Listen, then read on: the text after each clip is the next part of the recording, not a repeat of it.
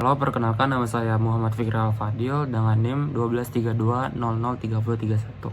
Dan di sini saya akan menjelaskan apa itu OpenLCA dalam Master Bottle Solve sebagai berikut.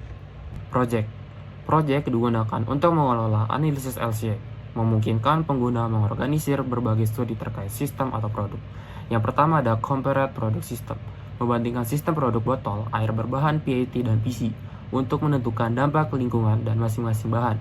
Yang kedua ada Impact Assessment Result, hasil evaluasi dampak lingkungan yang menyajikan data kuantitatif dari berbagai kategori dampak, seperti emisi karbon dan konsumsi sumber daya.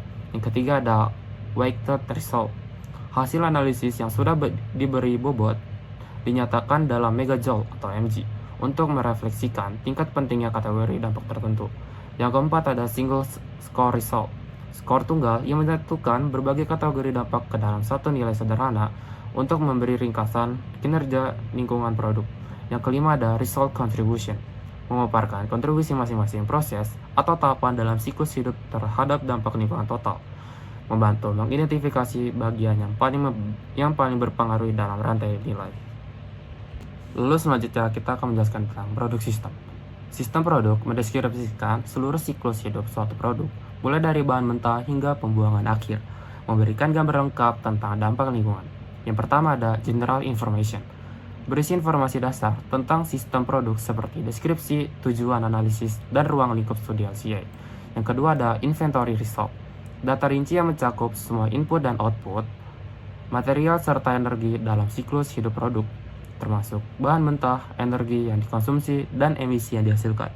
Yang ketiga ada Impact Analysis, analisis dampak yang mengukur efek lingkungan berdasarkan inventaris hasil terhadap kategori dampak seperti perubahan iklim, pencemaran udara, dan penggunaan air.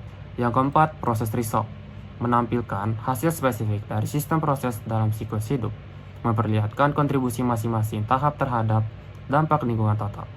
Yang kelima, Contribution Tree, diagram yang menunjukkan kontribusi relatif dari tiap proses atau tahap siklus hidup, memudahkan identifikasi komponen yang dominan. Yang keenam ada Grouping, pengelompokan data atau hasil berdasarkan kategori tertentu untuk mendukung analisis dan perbandingan antar kelompok data yang relevan. Yang ketujuh ada Location, informasi terkait lokasi geografis yang mempengaruhi hasil LCA, karena variasi infrastruktur dan kebijakan lokal dapat mempengaruhi dampak lingkungan. Yang kedelapan, Sankey Diagram, visualisasi aliran energi dan material dalam sistem produk, menunjukkan distribusi input dan output sepanjang siklus hidup serta membantu menemukan peluang peningkatan efisiensi. Yang kesembilan, LCEA Checks, proses verifikasi dalam analisis dampak siklus hidup LCEA untuk memastikan bahwa data dan asumsi yang digunakan dalam analisis adalah valid. Selanjutnya saya akan menjelaskan proses. Proses adalah langkah-langkah spesifik dalam rantai nilai produk, seperti produksi dan transportasi, yang penting untuk menemukan peluang perbaikan. Input, semua bahan baku dan energi yang digunakan dalam proses produksi atau operasi lainnya. Output, hasil akhir dari proses, misalnya botol PET yang telah terisi atau didaur ulang. Selanjutnya saya menjelaskan flows.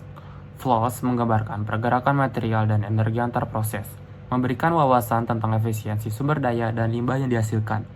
Yang pertama ada Sankey Diagrams, visualisasi yang membantu menggambarkan hubungan antara input dan output dalam proses secara grafis. Yang kedua ada Flow Modeling, fitur untuk membuat model detail dari aliran material dan energi pada setiap tahap siklus hidup produk. Yang ketiga ada Data Navigator, fitur yang memberikan akses mudah ke data kompleks, memungkinkan identifikasi peluang pengurangan dampak lingkungan. Yang keempat, Report, alat untuk menghasilkan laporan yang menginterpretasikan data kompleks menjadi wawasan yang mudah dipahami. Selanjutnya saya akan menjelaskan EPDs atau Environmental Product Declaration. EPD memberikan informasi terstandarisasi tentang dampak lingkungan suatu produk, membantu konsumen dan pemangku kepentingan dalam pengambilan keputusan yang berkelanjutan. Selanjutnya saya akan menjelaskan result. Result adalah output dari analisis LCA, berupa data kuantitatif tentang dampak lingkungan yang digunakan untuk mengevaluasi performa lingkungan suatu produk. Lalu indicators, Indicators adalah metrik yang mengukur dampak lingkungan seperti jejak karbon atau pengguna air dan digunakan untuk membandingkan kinerja atau produk. Lalu ada parameters. Parameters adalah variabel yang dapat disesuaikan dalam analisis, memungkinkan pengguna untuk mengeksplorasi berbagai skenario evaluasi. Yang terakhir, background data. Data latar belakang mencakup informasi pendukung yang diperlukan untuk analisis, menjamin akurasi dan keandalan hasil LCA.